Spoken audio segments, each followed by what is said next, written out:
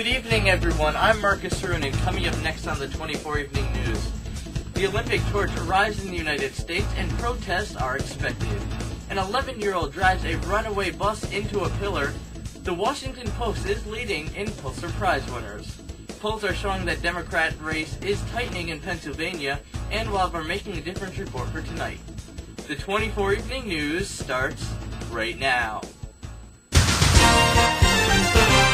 From the 24 News headquarters in Hamden, Connecticut, this is the 24 Evening News with Marcus Harun. Good evening, everyone. And in your top story tonight, the Olympic torch arrived for its only North American stop amid heavy security on Tuesday, one day after its visit to Paris descended into chaos, and activists here scaled the Golden Gate Bridge to protest China's human rights record. The flame arrived in San Francisco shortly before 4 a.m. on Tuesday. It was put into a vehicle to be whisked to an undisclosed location. San Francisco Olympic Torch Relay Committee spokesman David Perry said. No protesters were seen at the airport, but security was heightened because several demonstrations were planned before the torch's 6-mile relay on Wednesday, included a relay supporting Tiberian independence. 3 people climbed the Golden Gate Bridge on Monday and tied the Tiberian flag and 2 banners to its cables. The banners read "One World, One Dream, Free Tibet," and "Free Tibet 08. You can see more about this protest from earlier this week on our website, 24newsnow.com. In other news tonight, rolling downhill in a bus with his screaming classmates and no driver, fast-acting 11-year-old jumped behind the wheel Monday and steered a bus into a pillar, stopping it from careening out of control. Some children jumped out the side door and rolled into the street. The driver, Michael Weir, had stopped for fuel and was at the station's restroom when the bus started to roll with 27 students on board. 15 children suffered minor injuries and were treated at hospitals and released. The boy who stopped the bus likely saved the children from worse injuries, authorities said. The driver, whose bus was carrying kindergarten through 7th graders, bought $40 of diesel at the station across the street from Progressive Field, home of the Cleveland Indians. The Washington Post won 6 Pulitzer Prizes on Monday, including Public Service Medal for exposing conditions at Walter Reed Hospital and Breaking News Award for coverage of Virginia Tech massacre. The New York Times received 2 of those awards, one for investigative reporting for stories on toxic ingredients in medicine and other products imported from China, and one for exploratory reporting for examining the ethical issues surrounding DNA testing.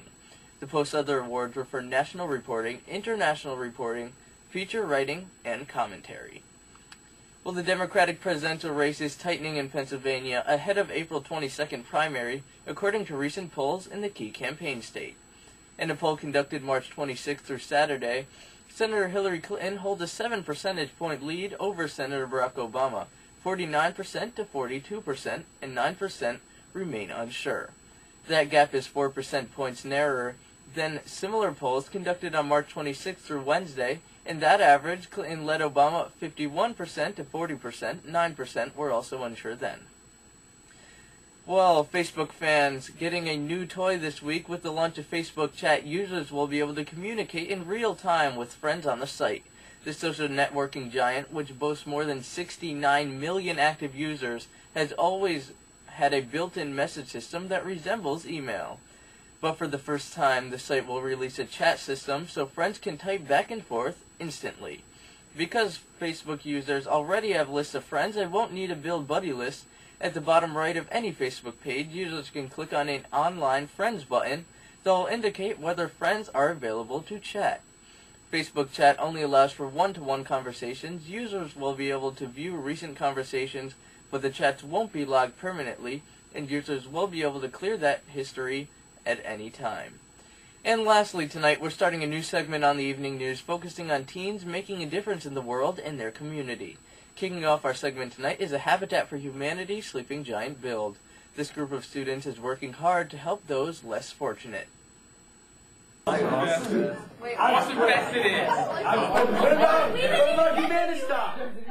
As the announcement says at the end of each school day, go and do something constructive with your time. This group of teens definitely uses their time constructively. I just want to say that It's a great club. We have a lot of fun when we come down here. We do our thing. And Do work. Yeah, You want do work. If you want to help out your community and have fun while doing it, then just join our club. Okay. The club is a Habitat for Humanity sleeping giant build. They have been meeting at least once a month getting ready for the big build. But before that, they had to raise money. Went over our new fundraiser we're going to do in space. We're going to have bands from Hamden. We're going to perform and we're going to donate money. We're organizing Hike for Humanity. We're going to have sponsored hikers hike up to Sleeping Giant and get sponsored for it. Yes, sir.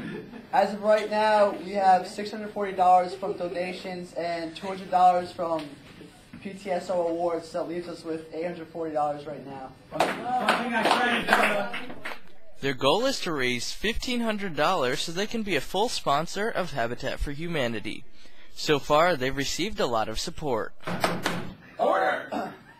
We were first looking for our sponsor teacher to help us with the club, and we got emails circulating around the school, and a bunch of teachers said they would like to help, including Mr. Chamberlain and Mr. Hotchkiss. A lot of people. Yeah, Miss Baloo, a lot of people. Habitat for Humanity is an international non-governmental, non-profit organization devoted to building simple, decent, and affordable housing. These 35 students from Hamden High School will be able to make a difference. We are a sponsor of the Sleeping Giant theme build, which is part of Habitat for Humanity International. What we do is we raise money, we build a house, and then we can have a person that move in there, and they have to pay back a small amount of what we raised. So what we're doing is we're giving money to them, like the Sleeping Giant theme build. Then we go and work on the house too, like volunteers. Yeah, so basically our club is providing funds for the build and also volunteer work. They're always looking for new members, and for more information you can contact Mr. Chamberlain in Hamden High School room D315 or the website sleepinggiantbuild.org. they really like it. We have fun. And it's not like we haven't really gone to work yet at the houses, which is always really fun. And I'm sure once we start doing that, they'll even like it more. Mr. Chamberlain, their advisor, said that the officers that run the meeting are very enthusiastic to help out their community. Marcus Harun, 24 News, Hamden, Connecticut. Well, that brings us to the end of our broadcast for tonight. Remember, for more news, weather, and politics, you can check our website, 24newsnow.com, anytime. That's all for this broadcast. I'm Marcus Harun, and have a great week, everyone.